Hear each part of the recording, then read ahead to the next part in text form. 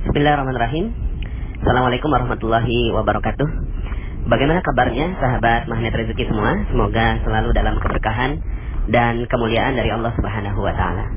Bagaimana materi-materi magnet rezekinya? Mudah-mudahan bisa membuka cakrawala berpikir Anda semua, kita semua, dan setelah itu insya Allah rezeki Anda berlimpah ruah, ya. Oke, pada kesempatan kali ini saya ingin menambahkan dosis dari ilmu tentang paradox of candy, jendela buram, dan yang terakhir adalah tips jeruk nipis, ya. Nah, ini berbicara tentang cicak dan jerapah, ya. Bapak Ibu, saya suka sekali dengan dua makhluk Allah ini, ya. Dan dua makhluk Allah ini bisa menjadi pelajaran yang berharga untuk kita semua. Yang pertama adalah cicak. Cicak ini Allah berikan menjadi makhluk yang kita lihat setiap hari, gitu ya. Jadi dia ada di dinding kita, ada di langit-langit kita, gitu ya.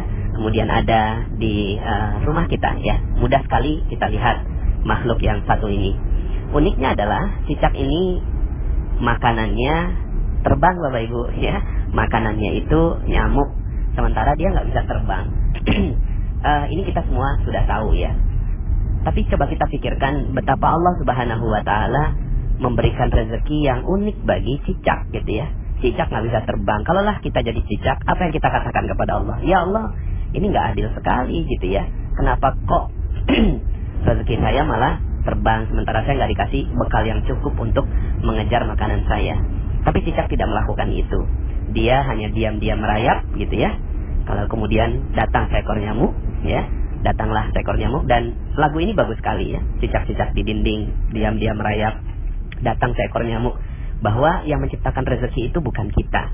Yang menciptakan rezeki itu adalah Allah. Datang seekor nyamuk, ya. Baru kemudian di situ hab. Nah, ilmu hab inilah yang kita pelajari, gitu ya. Ilmu menangkap nyamuknya itu. Tapi sebelum nyampe ke ilmu hab, Bapak Ibu, pernah nggak Bapak Ibu melihat ada cicak yang jatuh, ya, dari langit-langit, kemudian tiba-tiba si cicak ini jatuh ke lantai, ya. Itu nyamuknya udah dikit lagi, Bapak Ibu, ya. Itu lidahnya udah menjulur, gitu ya. Terus kemudian sedikit lagi itu nyamuk kena. Tapi kemudian akhirnya si cicak tidak berhasil menangkap nyamuk dan akhirnya dia terjatuh, Bapak Ibu. Nah, coba kalau seandainya yang jadi cicak sekali lagi adalah kita, apa yang kita lakukan kepada Allah Subhanahu wa taala? Apakah kita mengatakan demikian? Ya Allah, sungguh nggak adil. Pokoknya saya udah frustasi, saya stres, saya udah nggak mau lagi nyari makan. Ya udahlah, pokoknya terserah engkau. Kalau seandainya saya mati, terserah deh, gitu kan? Apakah itu yang kita lakukan? Ya. Dan sayangnya, sebagian di antara kita sering melakukan itu, Bapak Ibu. Ya.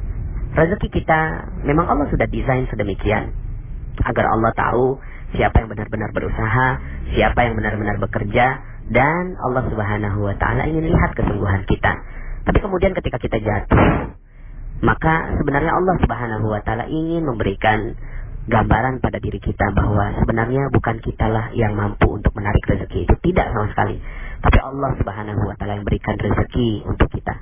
Kalau Allah mau, maka mudah saja nyamuk itu datang pada si cicak, gitu ya. Nah, Bapak Ibu yang dirahmati Allah Subhanahu wa taala, akhirnya cicak ini tetap saja dia naik kembali, diam lagi, ya, bersungguh-sungguh lagi, bersabar lagi untuk kemudian datang nyamuk yang berikutnya. Nah, Bapak Ibu, semoga kita bisa mengambil hikmah dari kisah nyamuk ini. Nah, kisah yang kedua, atau kisah nyamuk dan cicak, ya. Kisah yang kedua adalah tentang jerapah. Saya terkaget-kaget ketika menemukan fakta ini, Bapak Ibu, bahwa ternyata jerapah itu sejak waktu bayi, ketika lahir bayi, ya, kakinya kan panjang sekali, Bapak Ibu, ya. Lalu kemudian si bayi ini langsung berusaha untuk berdiri. Tapi Bapak Ibu, oleh ibunya sendiri, ini si jerapah ditendang, Bapak Ibu, sampai jatuh. Bayi jerapah ini ditendang oleh ibunya sampai jatuh. Lalu kemudian si bayi jerapah ini naik lagi, berdiri lagi, mencoba untuk berbangun lagi, ditendang lagi sama ibunya. Dia berdiri lagi, ditendang lagi sama ibunya. Berdiri lagi, ditendang lagi sama ibunya. Berdiri lagi, ditendang lagi sama ibunya. Sampai kemudian akhirnya sang bayi jerapah itu kakinya kuat. Lalu kemudian dia tidak akan pernah melipat lagi kakinya sampai meninggal dunia. Bapak Ibu,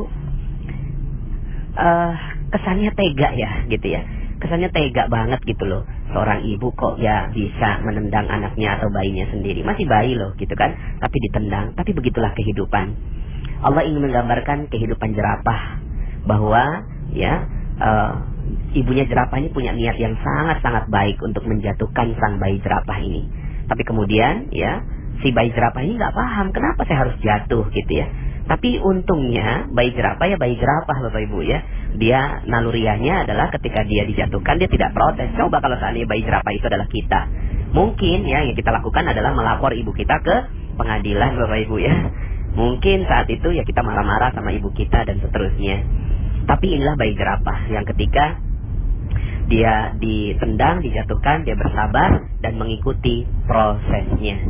Bapak Ibu yang dirahmati Allah Subhanahu wa taala, mungkin sebagian di antara Anda yang mendengarkan audio ini ada yang sedang dijatuhkan oleh Allah Subhanahu wa taala.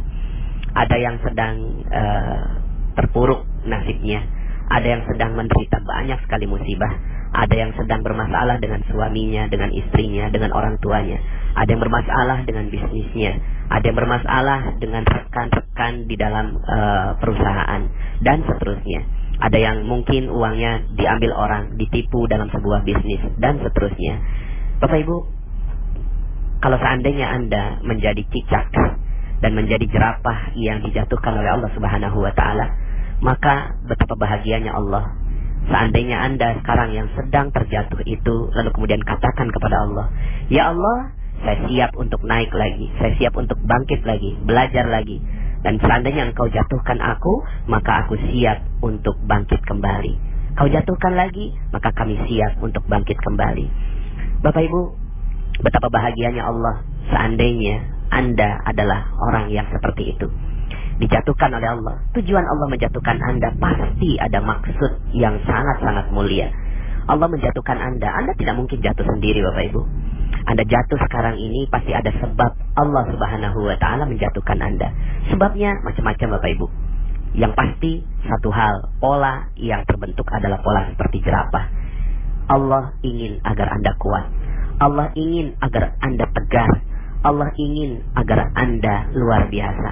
Lalu kemudian dijatuhkan lagi. Jadi, kalau Anda jatuh sekarang, berbahagialah. Berbahagialah. Kenapa? Karena yang menjatuhkan Anda adalah Allah Subhanahu wa taala. Yang menjatuhkan Anda bukan orang lain Bapak Ibu. Bukan orang lain. Kalaulah seandainya ada orang lain yang menjatuhkan Anda saat ini, yang mengambil uang Anda, yang melaporkan Anda ke polisi, yang mungkin menjadikan Anda hina, dimaki-maki dan seterusnya, dan Anda lihat bahwa semua orang yang menyebabkan itu adalah manusia yang Anda benci, yang Anda tidak suka, percaya saya Bapak Ibu bahwa itu bukanlah manusia yang menyebabkan itu semua. Karena tidak mungkin terjadi hal-hal yang ada di muka bumi ini kecuali atas izin Allah Subhanahu wa taala. Semua terjadi atas izinnya. Semua terjadi atas desainnya. Semua terjadi atas rekayasanya. Semua yang terjadi di muka bumi ini atas seluruh perintah-perintahnya. Maka maafkan semua orang yang ada di sekitar Anda. Karena bukan karena mereka Anda jatuh, bukan karena mereka Anda tersungkur, bukan sama sekali. Tapi Anda jatuh karena Allah Subhanahu wa taala ingin melihat Anda tegar, ingin melihat Anda menemukan kesalahan-kesalahan Anda, ingin melihat Anda belajar lebih baik lagi, ingin melihat Anda menangis dan menyebut namanya, lalu kemudian Anda bangkit kembali seperti bayi jerapah yang siap untuk berdiri. Bapak Ibu yang dirahmati Allah Subhanahu wa taala, sekali lagi, jika Anda sekarang sedang berat, maka nggak usah sirami diri Anda dengan jeruk nipis Bapak Ibu ya. Nggak usah ya. Sudah, lepaskan jeruk nipisnya dan terima kejatuhan Anda sebagai satu paket dari rezeki Anda.